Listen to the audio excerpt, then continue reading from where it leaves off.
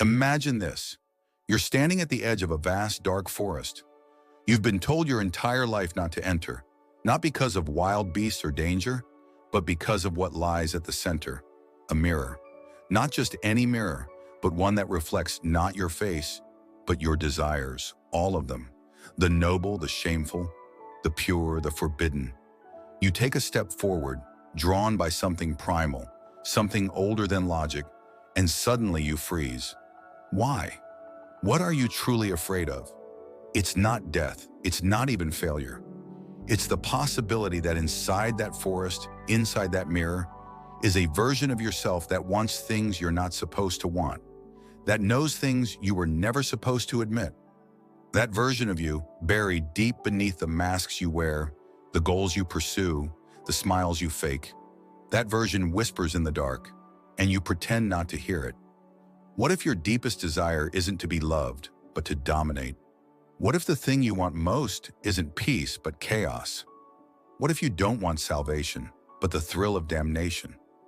What if the version of you you've been suppressing is more real than the one you show the world? You were taught that desires should be managed, restrained, tucked neatly beneath discipline and decorum. Yet desire is not a pet, it is a wildfire. And somewhere along the way, you learn to be terrified of that fire, but not because it might burn others. Because it might liberate you. Do you feel that?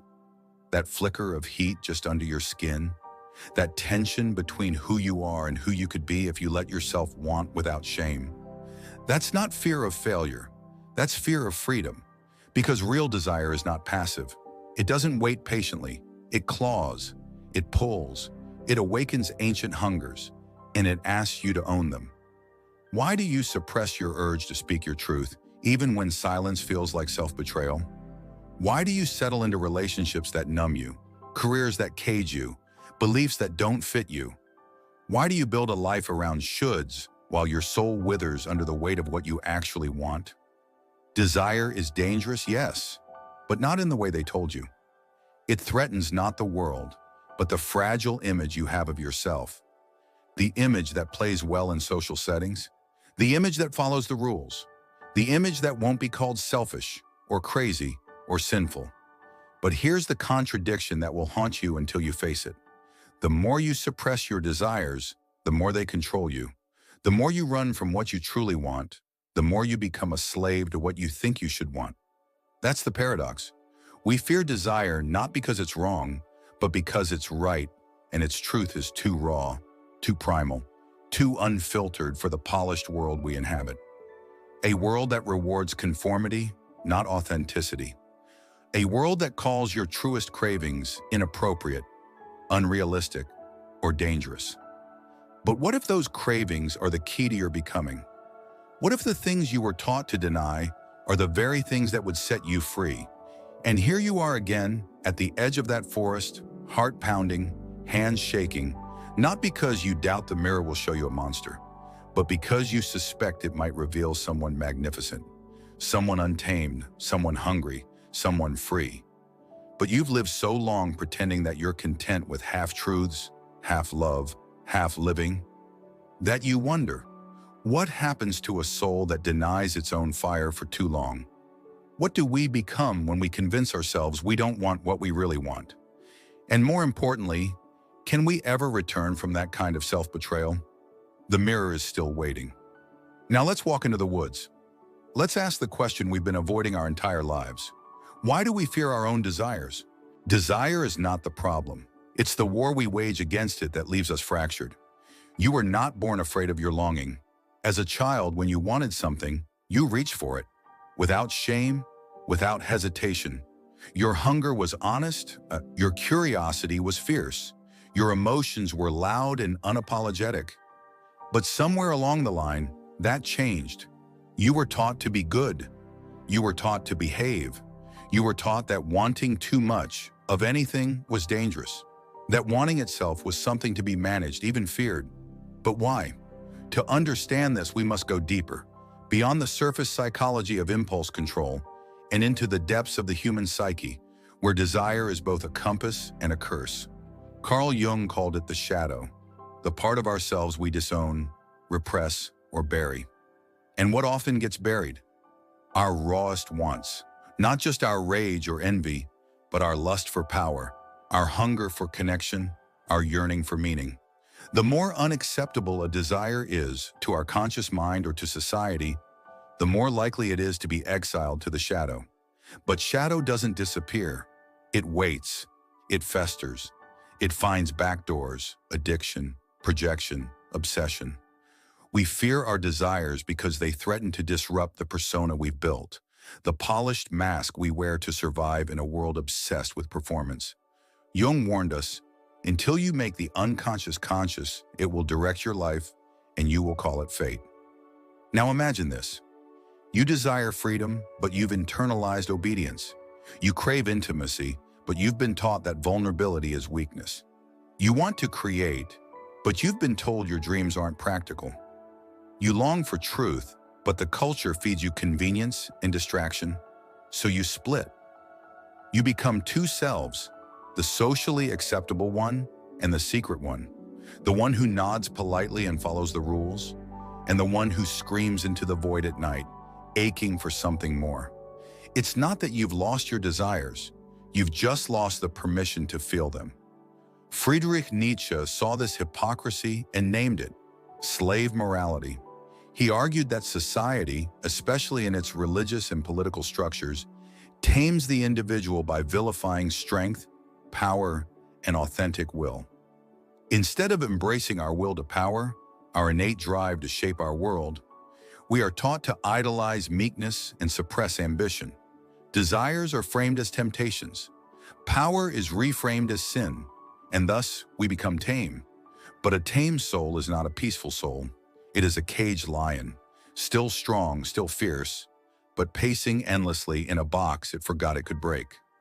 Arthur Schopenhauer, more pessimistic, believed desire itself was the root of all suffering.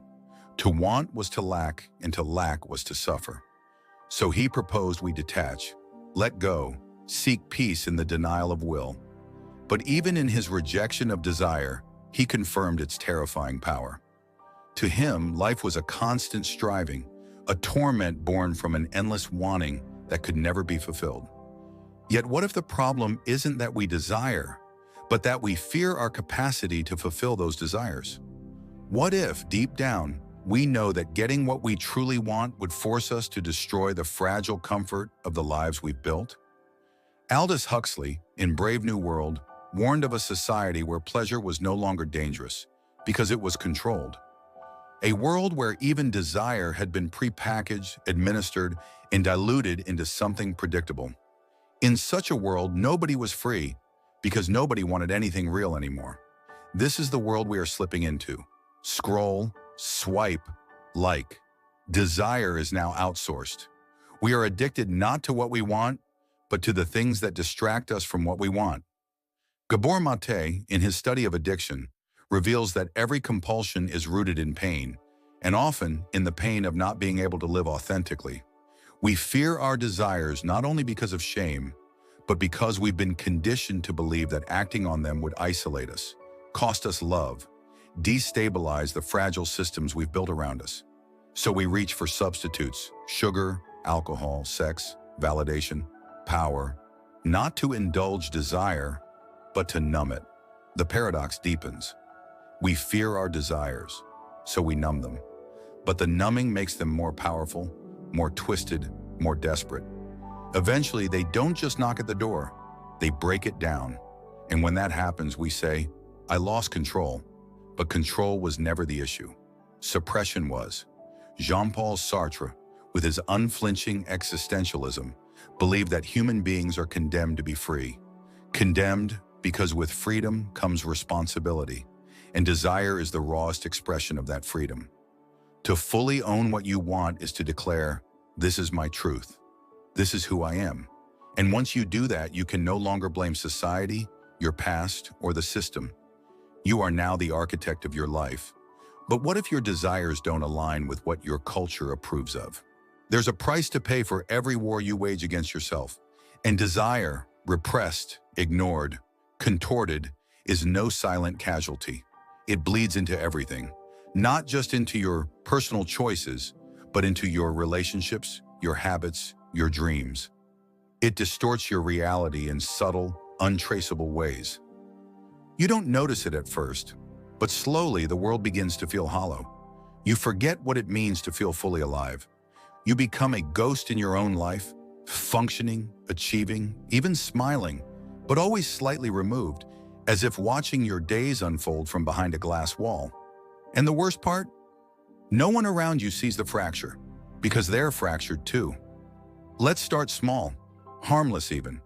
A man dreams of becoming a musician, but that desire is impractical, so he studies finance, builds a career, buys a house. Everyone applauds. He's made it. But when the applause fades, a quiet discontent settles in. He tells himself it's just stress, midlife, a lack of gratitude. He tries meditation apps. Maybe he picks up the guitar again, on weekends. But every note he plays reminds him not of joy, but of what he abandoned. Not because he couldn't, but because he was afraid of where that path might lead. Now magnify that story across millions, across generations. Desire denied becomes depression. Desire contorted becomes obsession. Desire misunderstood becomes self-sabotage. Neuroscience has something to say here too. The brain, especially the limbic system, is wired to want.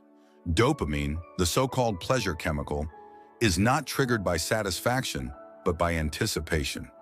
We are biological creatures built for hunger. Denying this doesn't erase the system, it destabilizes it. The result?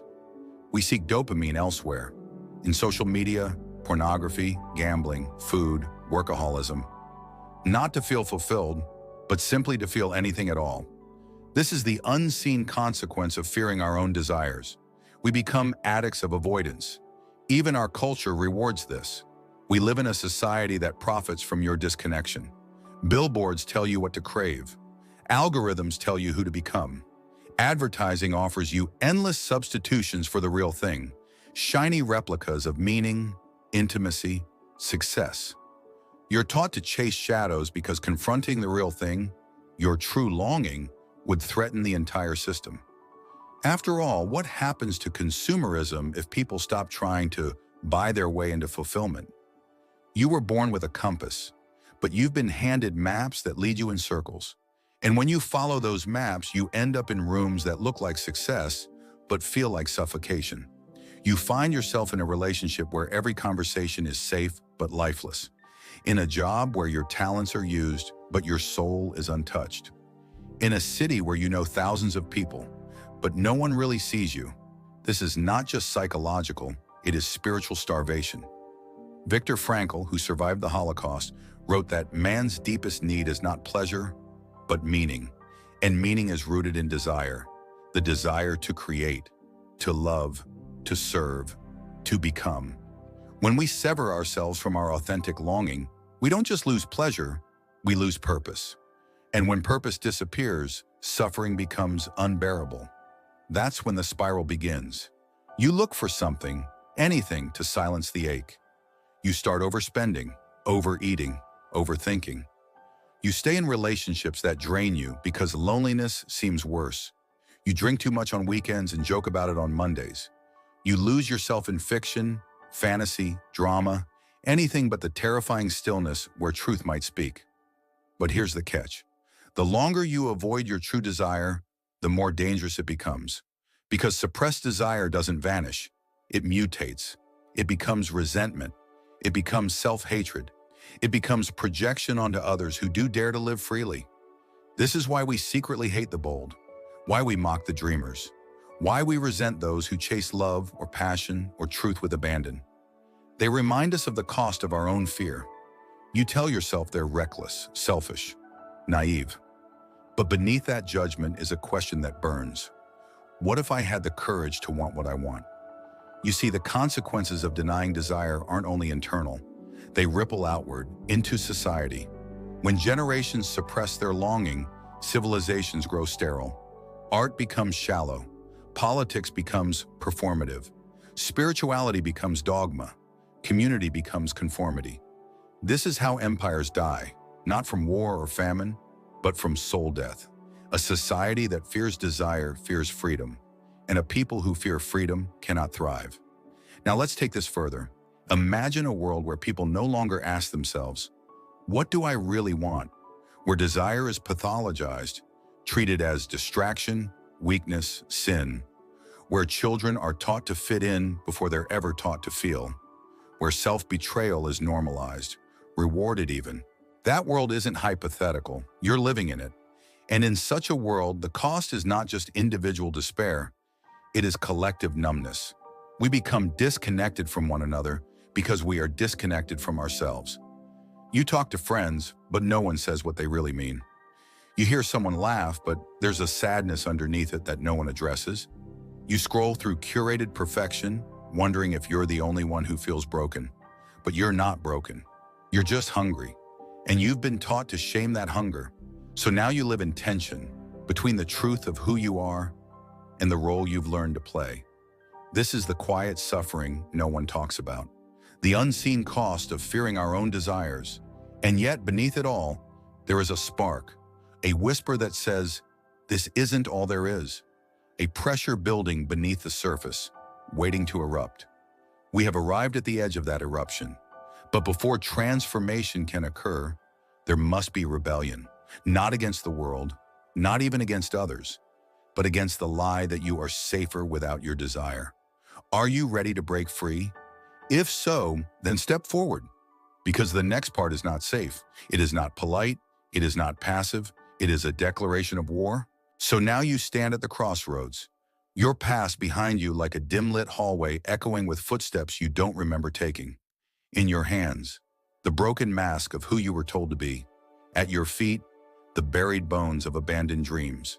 And ahead, an untamed path, choked with uncertainty, wild with potential. What do? You rebel. But this rebellion isn't loud. It doesn't begin with burning cities or breaking chains.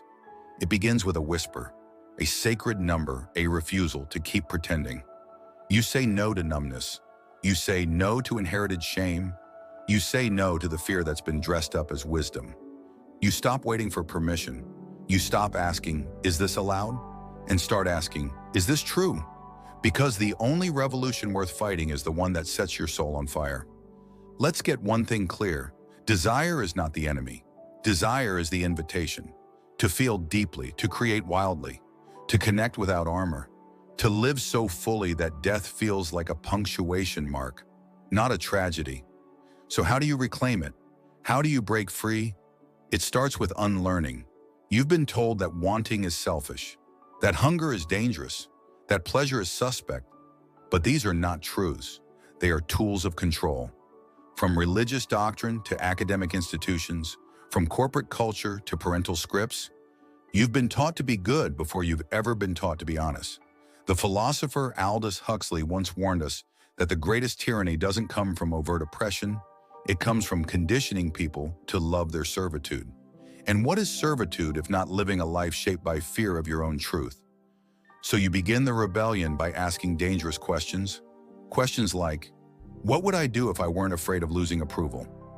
What have I pretended not to want just to keep the peace? Who am I beneath the roles I perform? These questions crack the spell. They summon the part of you that remembers. The child who wanted to dance, the teen who wanted to escape, the adult who still dreams at night, even if they forget in the morning.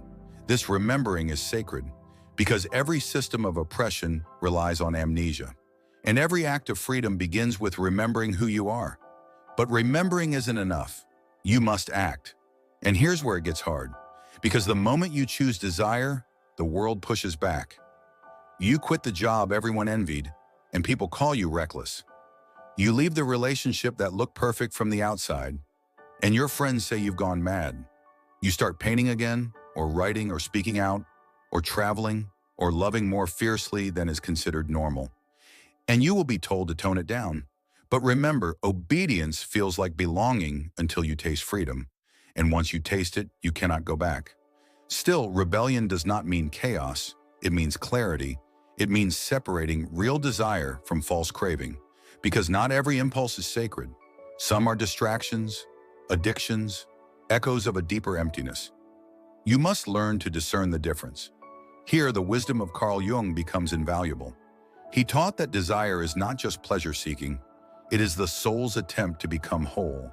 The desires that scare you most are often the ones closest to your truth, not the surface-level fantasies, but the ones that grip you at 3 a.m.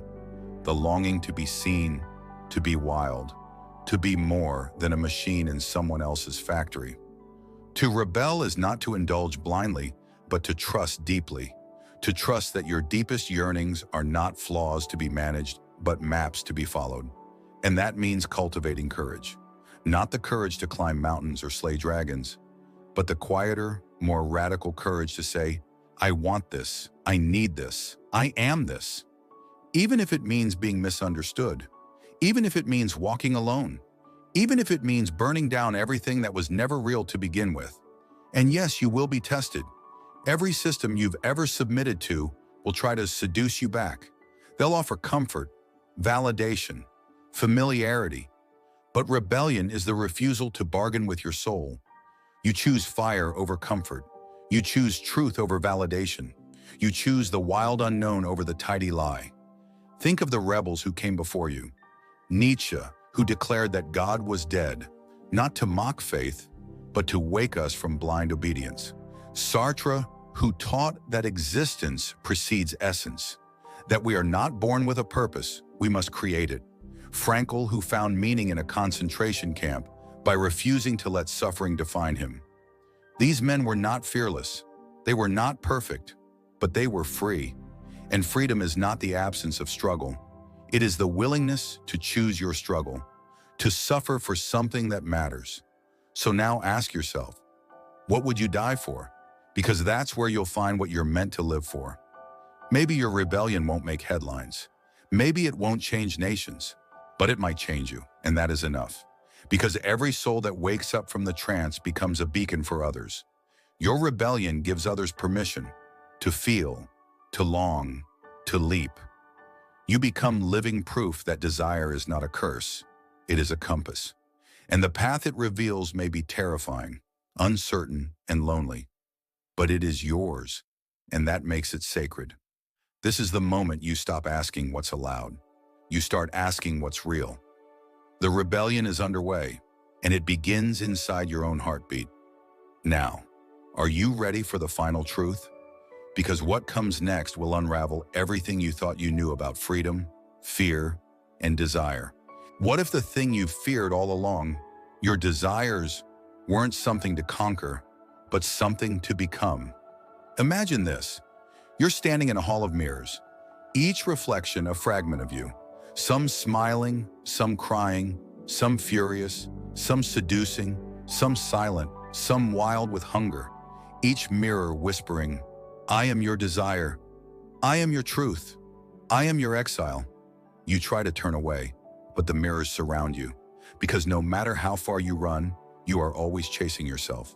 And in the end, the only thing more terrifying than confronting desire is never confronting it.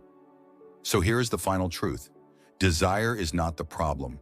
Desire is the path, not the compulsive lust that numbs, not the manufactured wants sold to you by algorithms and marketing, but the holy ache, the longing that sits in your chest like an unanswered prayer, the hunger to be seen, to touch and be touched, to create without apology, to stand at the center of your life and say, this is who I am. We've been taught to think of desire as something outside of us, something to chase, to attain, to possess. But what if the deepest desires are not about getting anything, but about remembering something? What if desire is not a reaching out, but a reaching in, a pulling back of the veil to reveal the self you've always been? Nietzsche once said, become who you are, not become someone new, not become better, but simply remember, strip away the expectations, the inherited scripts, the internalized voices of parents, teachers, lovers, gods. What's left? Not emptiness, but essence. Because you were never hollow, you were only layered, and each true desire peels back one more lie. So why do we fear our desires? Because they reveal who we are beneath the camouflage. because they dismantle the carefully constructed self that kept us safe, but also suffocated us. Desire is dangerous not because it leads us astray, but because it leads us home. And home is a terrifying place if you've spent your life building altars to exile. But here's the paradox. The more we repress desire, the more it mutates. What we bury becomes distorted. What we deny becomes addiction. What we avoid becomes obsession. You've seen it. The man who says he wants nothing but power when what he craves is intimacy. The woman who keeps chasing approval when what she longs for is to finally rest. The preacher who condemns lust while hiding his own. The artist who stops creating and starts consuming. The things we fear most about desire are not what it is, but what it becomes when we pretend it doesn't exist. But what if you stop pretending? What if you turn toward your desires, not with judgment, but with reverence? What if you asked each one, what are you trying to tell me? What part of me are you trying to wake up? What lie are you here to unlearn? You might find that your deepest desire is integration, not indulgence, not denial, but wholeness. And that's where everything changes. Because once you stop fearing desire, you start listening to it. Not every desire must be acted on, but every desire must be understood, even the ones that frighten you, especially those, because those are the ones guarding your shadow. And as Jung taught, until you make the unconscious conscious, it will rule your life and you will call it fate. So make it conscious. Sit with your forbidden thoughts. Speak your longings aloud. Write the letter you'll never send. Name the ache that won't leave you. Admit the truth you've never said, not even to yourself, because naming desire does not make it dangerous. It makes it known. And what is known can be integrated. And what is integrated can be transformed. This is not self-help. This is self-reclamation. This is soul alchemy. You are not here to be safe. You are here to be whole. And wholeness requires contradiction. It requires longing. It requires facing the parts of you that don't fit in polite society or spiritual platitudes. It requires desire. And once you stop running from that, you stop running from yourself. The final truth? There is no enemy. There is only you. You with all your want. You with all your complexity. You with all your chaos and clarity. Desire is not a detour from your path. It is the path. It is the fire that burns down the false self. It is the compass that points you toward the life you were meant to live. It is the divine disturbance that says, you were made for more than silence. So let yourself ache. Let yourself yearn. Let yourself feel the full spectrum of longing without apology. That ache, that is God whispering through your bones. That is your soul refusing to settle, because you are not meant to survive your life. You are meant to be ruined by it in the best possible way. Ruined in the sense that the old walls collapse, that the masks crack, that the prison becomes a chrysalis. You are meant to emerge messy, radiant, and real. This is what it means to live fully, to desire freely, to love without armor, to walk into the fire of your truth and come out whole. So now ask yourself, what if nothing is wrong with you? What if your desires were never too much, but simply too honest? And what if the only thing standing between you and the life you long for is the belief that you don't deserve it? Let that belief burn, and let what rises from the ashes be the most dangerous, most sacred thing of all. A person unafraid of their own soul. That person is you. Now go become it.